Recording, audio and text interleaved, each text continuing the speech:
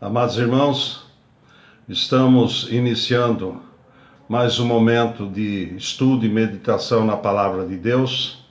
Vamos estudar hoje o livro de Apocalipse, que é a revelação de Jesus Cristo para a Igreja e toda a humanidade.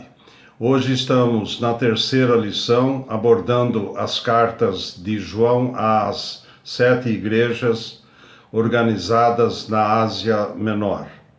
Os textos que nós vamos nos basear é Apocalipse 2 e o texto áureo em Apocalipse 2:19, que eu gostaria de estar lendo para os irmãos. Conheço as suas obras, o seu amor e a sua fé, o seu serviço e a sua perseverança, e sei que você está fazendo mais agora do que no princípio. Amados irmãos, como é bom ser reconhecido principalmente pelo nosso Deus nas obras que estamos fazendo aqui na terra em prol ao reino do Senhor. Meus caros irmãos, nos é proposto pelo autor e escritor da revista Compromisso, na qual estamos baseando o nosso estudo no dia de hoje, em desenvolver esse estudo em duas etapas. Hoje vamos abordar a primeira parte. Vamos conversar sobre 4 igrejas das 7 às quais foram dirigidas as cartas do apóstolo João, por ordem do próprio Jesus Cristo. Na época do imperador romano Domiciano, por volta dos anos 81 a 96 depois de Cristo, a igreja cristã passava por uma grande perseguição perpetrada por esse imperador tirano que se considerava um deus e punia com martírio, exílio, torturas, confisco de bens e morte aos seguidores do cristianismo. Por ordem desse imperador, o apóstolo João foi exilado na ilha de Pátimos, de onde escreve às 7 igrejas da Ásia Menor. É bom observar que na Ásia Menor existiam muitas outras igrejas e os estudiosos bíblicos sugerem que as cartas foram escritas a todas as igrejas, inclusive as igrejas contemporâneas do nosso tempo. Essa linha de pensamento encontra sustentação quando lemos Apocalipse capítulo 1, versículo de 13 a 16, quando Jesus revela seu poder sobre as igrejas, revela sua presença constante, revela sua vigilância e proteção em todo o tempo. Jesus se apresenta como aquele que está presente e em ação no meio da sua igreja. Vamos à carta à igreja em Éfeso, Apocalipse capítulo 2, dos versículos de 1 a 7. Éfeso era uma igreja, Éfeso era a maior e mais importante cidade da Ásia Menor. Era o centro de adoração à deusa Diana, como está em Atos 19:35. Nos cultos haviam centenas de sacerdotisas que trabalhavam como prostitutas sagradas. Havia também cultos ao imperador. Éfeso era uma cidade mística, idólatra, imoral e perseguidora. Foi neste ambiente que surgiu a igreja de Éfeso, sendo que a segunda geração de crentes, após algumas décadas depois, ainda permanecia fiel a doutrina, porém, haviam se esfriado no amor. Foi por isso que a igreja, ao receber a carta, teve sua conduta elogiada por Jesus, mas também foi criticada. Assim, meus irmãos, quantos no nosso meio precisam se arrepender de seus erros e voltar às obras que praticava no começo, lá no princípio? A carta à igreja em Esmirna, Apocalipse capítulo 2, os versículos de 8 a 11. Esmirna significa erva amarga, nome propício para uma igreja em perseguição, e uma cidade que fora destruída e muitos anos depois reconstruída, com belezas raras, considerada a cidade mais bonita de toda a Ásia. Por isso, aqueles irmãos do passado entenderam muito bem quando Jesus disse: "O que morreu e tornou a viver". A igreja de Esmirna só recebeu elogios, pois foi fiel na doutrina, mesmo em meio às perseguições implacáveis dos judeus, que se diziam povo de Deus, na verdade agiam como sinagoga do diabo. A igreja de Esmirna era formada por pessoas pobres, perseguidas, pessoas saqueadas dos seus bens, pessoas oprimidas. No entanto, era uma igreja rica espiritualmente. Por isso, Jesus os incentiva a serem fortes e não cederem às pressões.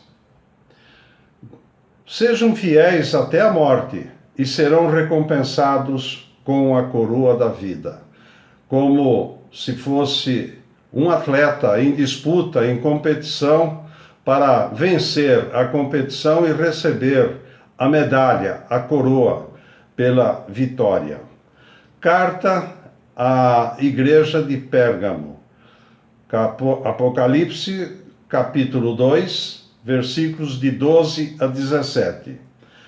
A igreja de Pérgamo recebeu de Jesus elogios, mas recebeu também advertência.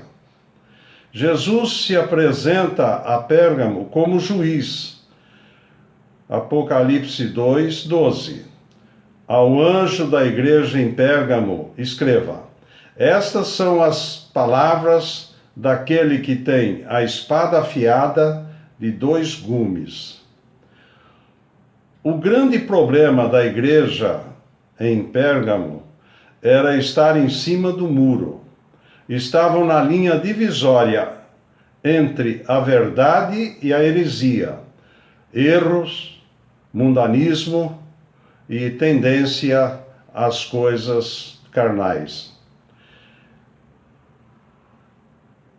Esse também é o nosso grande risco. Pérgamo significa casado ou casada. A igreja é a noiva de Cristo. Temos um compromisso com Jesus. Não podemos estar sobre a perigosa influência como povo de Deus, com o engano doutrinário e com a imoralidade do mundo. Devemos nos apresentar a Jesus como esposa santa, pura e incontaminada. Por isso devemos considerar essa carta a Pérgamo como endereçada a mim, a você e a todos nós. Aquele que tem ouvidos, ouça o que o Espírito diz às igrejas. Vamos à carta à igreja em Tiatira. Essa carta é a última do nosso estudo de hoje. Apocalipse 25, de 18 a... Apocalipse 2, 18 a 29. Tiatira era uma cidade de pouca importância, porém ficava no corredor comercial entre a Europa e a Ásia. Ela tirava vantagem desse posicionamento geográfico, por isso sua atividade era eminentemente comercial. Havia muitos núcleos ou grêmios de comércio. Comercializavam lã, couro, linho, bronze, tintureiros, alfaiates, vendedores de púrpura. É como se fosse a nossa feira da madrugada em São Paulo. Cada grêmio desses era consagrado a uma divindade tutelar.